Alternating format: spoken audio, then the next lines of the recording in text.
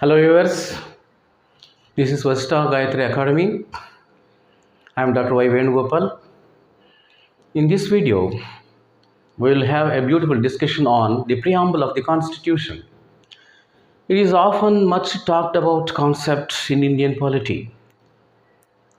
Coming straight to the point under discussion, I would like to say that the preamble of the Constitution is the essence and cream of the Indian Constitution. All the ideals, aspirations, desires, the needs of the Indian people after independence have been felt by the framers of the Constitution, and the same ideals have been expressed in the Constitution, and that is reflected in a nutshell in the preamble. The intention of the framers of the Constitution and the political philosophy of these framers has been found in a beautiful outlet in the preamble, and totally a comprehensive essence we can find in the preamble.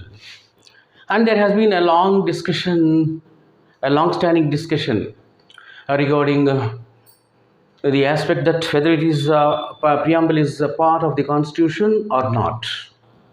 In 1960 itself, in Beru Barani case, the Supreme Court held that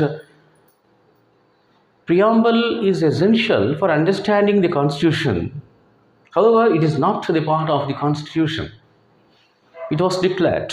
But in 1973, in Keshavananda case, Supreme Court of India held that no, but for the study of the preamble, the close study of the preamble, it is not possible to understand the Constitution, the ideals, the political philosophy, the aspirations, total in its holistic philosophy. It cannot be understood, cannot be possible without the study of the preamble. So it is an integral part of the Constitution. Whatever may be that is not very essential point under discussion here. The most important striking point here is who are the writers, who are the authors, what is the source of this preamble. The authors are none else the people of India. And Jawaharlal Nehru is said to have drafted this preamble. He has been sagacious and dexterous while writing this beautiful preamble. He has a critical analysis here, critical, analytical and symmetrical structure he has maintained while drafting this preamble. And at the same time, the epigrammatic style of English language of Jawaharlal Nehru is really noteworthy here. So this this preamble can be divided into three parts according to the symmetrical structure of Jawaharlal Nehru, who drafted this preamble. Can be divided into three parts, and these three parts will reveal the dictum, the well-noted, well-quoted dialogue of Abraham Lincoln will be very clearly discernible. That is, what he said about democracy is of the people, by the people and for the people. And these three concepts can be easily discernible from these three parts of the preamble. Maybe Jawaharlal Nehru has kept those three concepts in his mind while drafting, it seems. Let us have a close analysis of these three parts of the preamble, symmetrical parts of the preamble. The first 5 lines of the preamble, the first part consisting of 5 lines, will reveal the unity and integrity of the people. That is, we can say the unity and integrity aspired by the people. We can now analyze afterwards how Abraham Lincoln's by the people, for the people, of the people will come after analyzing the three parts. The first 5 lines of the preamble will say like this: we, the people of India, having resolved to constitute India into a sovereign, socialist, secular, a democratic republic. Very, very carefully, his diction is very noteworthy here.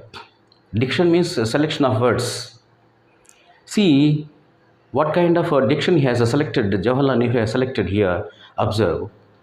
Sovereign means we don't like to be controlled by others. We want to be independent, no external forces to be on us. Socialist, we aim at ideals of socialism. We want to be socialistic. All people are to be treated equally well. Socialism is our aim. We want to attain that. Socialist ideals we want to attain. There should not be any discriminations. And secular, we want to above all religions. We respect each other's religion. That is called, in a way, we can say unity in diversity. So religion and the government will not interfere in religion of any people for that matter. Government is above religion, we can say, because all people, all religions will be treated alike.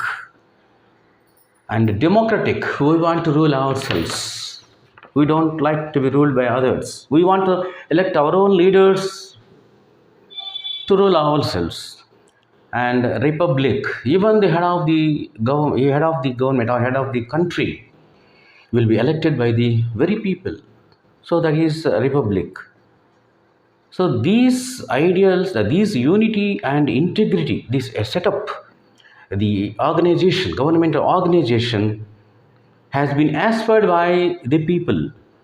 In the first part of the preamble, it has been expressed like this. And in the second part of the preamble, that is, the ideals and aspirations of the people have been expressed very clearly. Who are expressing? The very people are expressing, because in the very first sentence that we, the people of India, want to have this organization, governmental setup, administrative setup. And in the second part of this preamble, they say that we want to have follow these ideals. The ideals are justice, liberty, equality and fraternity. Justice. What justice? Political justice, economic justice, social justice, justice of all kinds. Then only justice will be full-fledged. And liberty, liberty of expression, liberty of religion, liberty of every liberty for that matter. Without liberty, man's life is not full-fledged. Man cannot enjoy peace and dignity. Human dignity will not be there without having that liberty. And that is why in our constitution, all cases, all things will be centering around Article 21 of the constitution. And equality. Equality means all people will be treated alike. Equality before law. Nobody is above law. So supremacy of the law we want to maintain. And before that law, we all should be treated to be equal. And equal opportunities must be provided to all people we want to have. And fraternity, we want to live above all isms. Above all isms, we want to live together like brothers and sisters. That is fraternity, to put it in a nutshell. So this second part reveals the 9 lines, total 9 lines, constitute to be the second part, and that part will reveal the ideals and aspirations for the people, for Indian people. And the last part, that is third part, only 4 lines, will reveal that in our Constituent Assembly, we do hereby hierarchy do hereby adapt, enact and give to ourselves the Constitution. Very beautiful line. In an epigrammatic style he has written, hereby adapt, enact and give to ourselves. So the law is being made by the people, enactment by the people. For whom? For people. The law of the land and the law of the people. So it is by Abraham Lincoln's by can be applicable here. So the first part of the preamble says very clearly that the unity and integrity of the people by the people, and the second part, 9 lines, will reveal very clearly that the ideals and aspirations for the people, and the third part will clearly reveal the enactment of law by the people themselves, the law of the land and the law of the people.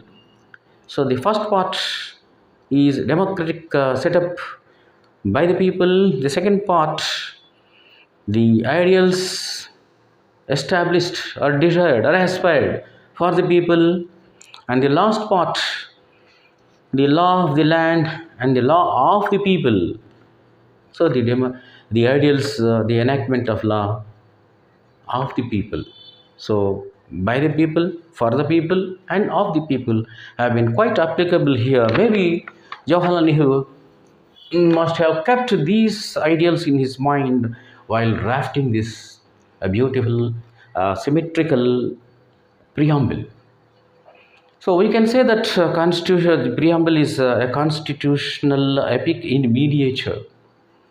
Without understanding the preamble, without having a clear-cut idea about preamble, we cannot go through the constitution, because in the constitution a number of issues, a number of requirements of the people, number of aspirations, ideals and needs of the people in respect of these three parts have been analyzed one by one in number of articles. It is just like an epic, and this is nothing but a mirror, a small mirror and a cream of the Constitution. So preamble of the Constitution is a very beautiful artistic preparation, and Jawaharlal Nehru has dedicated and he has displayed his judicious